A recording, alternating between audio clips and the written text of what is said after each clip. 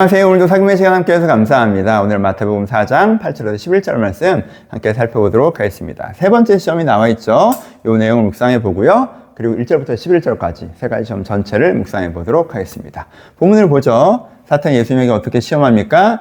내게 엎드려 경배하면 세상을 너에게 주겠다 라고 이야기하죠. 예수님께서 어떻게 대답하시죠? 사탄은 물러가라. 주 너의 하나님께 경배하고 다만 그를 섬기라고 하셨다 라고 대답하십니다. 그러니까 사탄이 물러가고 천사가 수종드는 것으로 이야기가 마무리되고 있습니다. 그렇죠? 이것을 좀 묵상해 봅시다. 어제와 같은 방식으로 이 사탄의 시험의 내용이 무엇인지 이 시험에 든 사람을 상정해서 좀 깊이 생각해 보도록 하죠. 이게 어떤 시험입니까? 이게 어떤 사람이에요? 이 사람은 내게 필요한 것을 채우는 것이, 내가 원하는 것을 이루는 것이 하나님의 역할이라고 생각해요.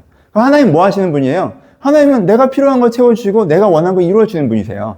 내가 기도하면 그렇게 해주시는 분이에요. 기다리면 그렇게 해주시는 분이에요. 하나님께서 그걸 하시는 분이, 그게 하나님의 역할이에요 라고 딱 생각하고 있어요. 근데 그러다 보니까 그 역할을 제대로 안 해주는 타이밍이 오면 하나님께 실망하죠. 내가 이렇게 오래 기도했는데, 이렇게 오래 기다렸는데 이걸 내가 필요한 걸 안 채워줘요? 아니, 하나님 이게 나한테 진짜 안 필요하다고 생각하는 거예요?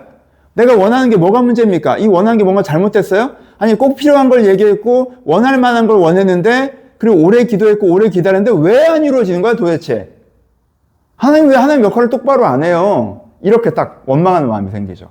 그때 누군가 나타나서, 무엇인가 나타나서 내게 필요한 것을 채워주고 내가 원하는 것을 이루어져요. 그럼 그가 나의 하나님이 되는 거죠. 세상을 나에게 주면 엎드려 경배하는 거죠. 그렇죠? 이게 핵심이에요. 이런 스토리들이 많이 있죠. 목사님, 제가 정말 너무 필요한 거 있어요. 너무 간절히 기도했는데, 기다렸는데, 그거 안 채워주시더라고요. 내가 원하는 게 있어서 정말 열심히 기도하고 간구했는데, 그거 안 이루어지더라고요. 그런데 내가 어느 날 책을 보고 깨달아서, 그럴 게 아니라 내가 내 스스로를 좀 믿어야겠다.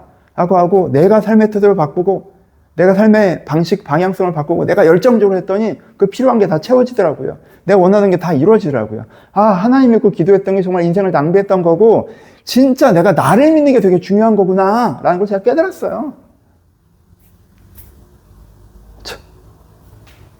제가 교회 다니면서 얼마나 그걸 갖고 열심히 기도했는지 몰라요. 근데 그거 안 이루어졌어요. 근데 내가 절에 가서 기도를 했더니 이게 몇 달 안에 되더라고요. 그럼 내가 뭘 믿겠어요? 당연히 이걸 믿지. 요 스토리 꽤 있어요, 여러분. 그러니까 이 사람은 어떻게 생각하냐면요, 내가 하나님께 하나님 믿을 수 있는 기회를 드렸어요. 근데 하나님께 그 기회를 못 살린 거야. 하나님께 역할을 똑바로 했으면 내가 믿었지.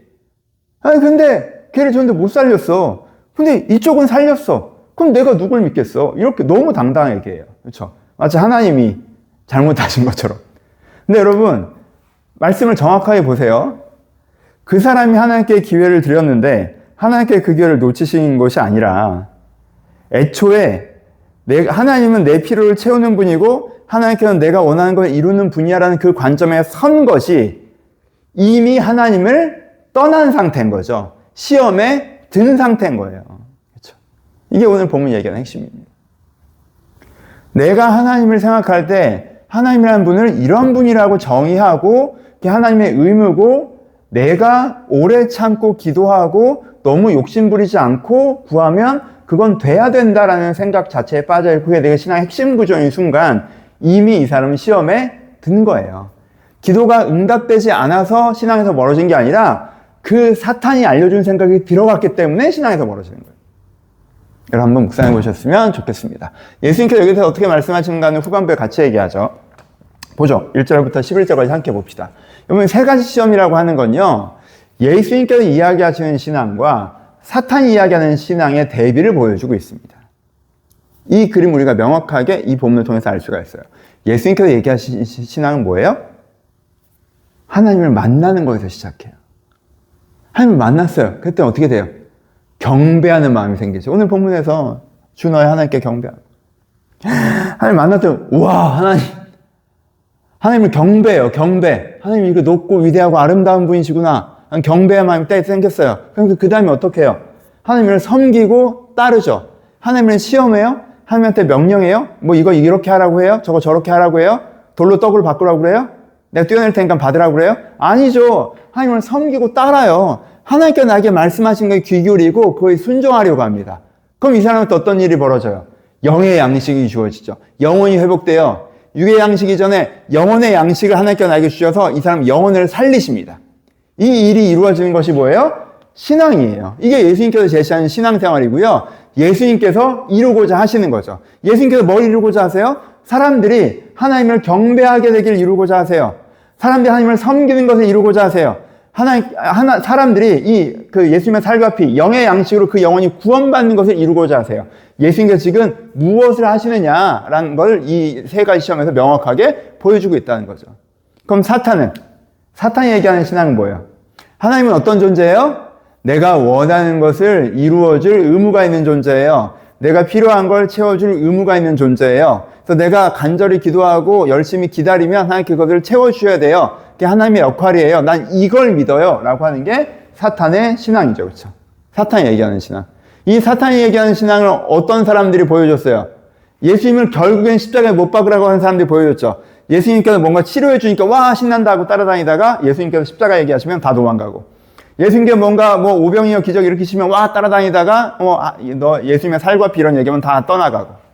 이 사람들이 믿는 게 뭐예요? 이걸 믿는 거죠. 하나님이라고 하는 건 메시아라고 하는 건 내가 원하는 걸 이루어주는 존재야. 그런 존재라고 하면 내가 기도하고 믿고 따르고 기다릴 수 있어. 아니면 난 실망이지. 그거 이루어주는 존재를 따라갈 거야. 라고 되는 거죠. 여러분 근데 이렇게 하면 어떻게 된다고 얘기하십니까? 예수님께서 말씀하신 신앙을 따라가면 천사가 수종주는 삶의 결과에 이릅니다. 여러분 이걸 여러분 믿으세요. 여러분 오늘 말씀이 제일 중요한 부분이 이거예요.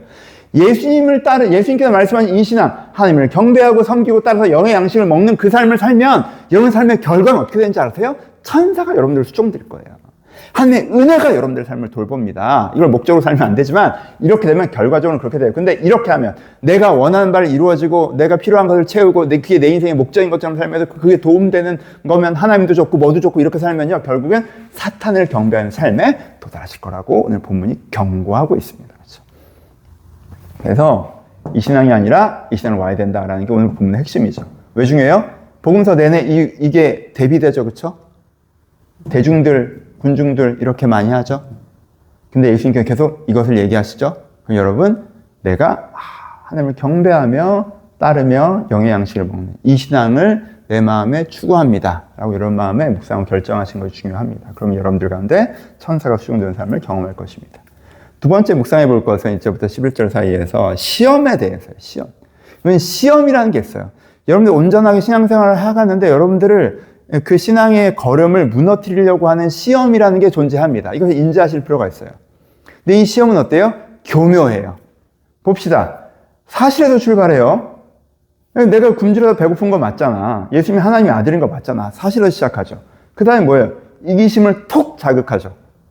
네가 원하는 것이 이루어지는 건 좋은 거잖아. 네가 원하는 게 이루어지는 게 좋은 거잖아. 라고 이 선악과를 딱 따먹게 해요. 내 기준이 내가 원하는 게 이루어지는 게 기준으로 탁 세워지게 합니다. 그 다음에 뭘로 해요? 그걸 신앙으로 포장하죠. 말씀으로. 천사를 보내는 게 하나님의 사랑으로 이렇게 포장해요. 네. 그러니까 어떻게 돼요? 결과적으로 본질이 변질되죠. 하나님을 섬기는 것이 신앙인데 하나님을 사용하는 걸로 딱 바뀌죠. 이게요. 사탄이 딱 와서 야 너네 이제부터 하나님 섬기지 말고 하나님 사용해. 야 니네 이제부터 이기적으로 살아. 이렇게 하는 게 아니에요. 막 예수님 나타나길 바라세요. 그럼 성경 말씀에 있는데 높은 데 뛰어내리면 하나님께서 도와준다고 하잖아요. 그렇게 하면 되는 거예요. 괜찮지 않아요 예수님? 말씀에 나와 있잖아요. 예수님 배가 너무 고프지 않으세요?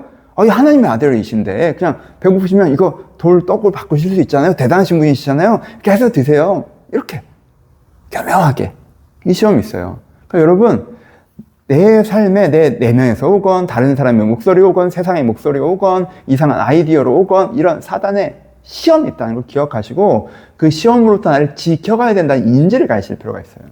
그럼 어떻게 지켜가야 돼요? 시험은 교묘한데요. 시험을 이기는 건 단순합니다. 시험을 이기는 건 단순해요. 뭐예요? 하나님께서 주시는 응답에 머무르시면 돼요. 하나님께서 주신 응답에 다 머무르시면 됩니다. 기본적인 응답은 뭡니까? 나 하나님을 경배하고 주님을 따르고 영의 양식을 먹어 영혼을 회복하는 이걸 하는 거야 라는 거에 딱 머물러 있으면 다른 얘기를 하면 뭐라는 거야? 이렇게 되게 쉽게 이기잖아요. 예수님이 뭐라는 거야? 내가 왜 뛰어내려? 내가 그걸 왜 바꿔먹어? 미쳤나 봐. 그렇잖아요. 내 정답에 이렇게 쫙 머물러 있으면 그걸 툭툭툭 잘 쳐낼 수 있단 말이에요. 그러니까 이게 조금 더 가면 요즘에 주시는 응답이 있잖아요. 그 응답에 성실하셔야 돼요. 하나님께 요즘에 어떤 마음을 주셨어? 라고 하잖아요. 그럼 이거를 잊어버리시면 안 되고요. 그걸 집중하고 이 응답에 성실하고 이 하나의 마음을 깊게 요걸로 내 인생의 흐름이 만들어지게 응답에 성실하셔야 돼요. 뭐에 주의하셔야 돼요? 발상에 경계하셔야 돼요. 이 응답에 성실하려고 하는데 쓸데없는 생각 드는 거. 하고 딴 데 쳐다보게 하는 거. 내가 원하는 거에 반응하고, 내가 필요한 거에 반응하고, 중요하지도 않은 거에 신경 쓰고. 이렇게 되는 거. 이런 것들에 주의하시고, 응답에 성실할 때, 이 하나님께 주시는 응답에 내가 단순하게 머무르며 집중할 때, 이 사탄의 시험에서부터 이길 수 있다는 거. 여러분 꼭 기억하셨으면 좋겠습니다. 이렇게 1장부터 11절 묵상했으면 좋겠고요. 적용합시다. 은혜의 응답에 깊이 머무르며 천사가 수종되는 삶을 누리는 것. 너무 좋지 않아요, 여러분? 이게 이 세 가지 시험의 이제 핵심이라고 저는 생각하는데, 제가 묵상하는, 적용하는. 하나님께 주신, 저에게 주신 응답이 있잖아요. 여러분, 한 해 시작하면서 받은 말씀이 있지 않습니까? 저도 있는데. 그거가 너무 소중해요, 여러분. 그런 게 너무 소중한 거예요. 하나님께 여러분들 주신 응답을 소중히 여기시고, 마음 한가운데 두시고, 다른 쪽으로 못 가게. 자꾸 시험을 해요. 이상한 아이들은 이걸 흔들려고 한다고. 근데, 다 필요 없을 거 하나도 안 중요해. 그래서 조금 갔다고 다시 정답으로. 하나님께 주신 이 응답. 그래, 내가 오늘의 이런 마음으로 이것을 소중히 여기며 이 방향으로 살 거야. 쫙 머무르시면 돼요. 여러분, 그러면 천사가 수종되는 삶을 경험하실 거예요. 하나님께서, 이러려고 하죠. 이렇게 돌보시는, 이렇게 이끄시는구나. 이런 장면이구나. 너무 감사하다. 내가 완벽한 삶을 살고 있네. 이 시점에 이르실 거예요.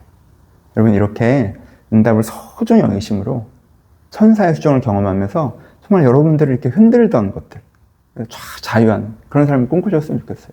저는 이미 받은 은혜, 이 응답을 다시 한번 마음에 새기고 있습니다. 여러분, 돌아보면 그럴 때 있지 않아요? 그 해를 생각해보면 정신없이 살았어요. 이 시험 오면 그것 쫓아가고, 저 시험 오면 저것 쫓아가고 해서 결과적으로는 뭐하고 지내는지 모르고 정신이 하나도 없어. 그렇게 살면 안 되잖아요. 그게 진짜 스텝 꼬인 거잖아요. 그렇게 하지 마시고 하나님께 주신 응답에 다 집중하면서 하나님께서 천사가 보내서 그걸 또 세우지. 그것도 우리가 너무 좋잖아요, 이거. 여러분들 꼭 경험하셨으면 좋겠고, 경험하고 계시다면 그것이 얼마나 귀한지 다시 한번 기억하시고 우리 잘 지켜나가 봅시다.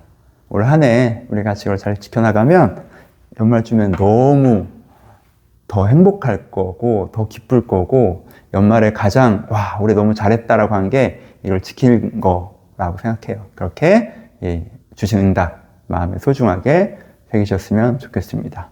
좋은 아침입니다. 여러분, 오늘 하루 여러분들이 가져야 되는 중요한 마음, 중요한 생각은 뭐죠?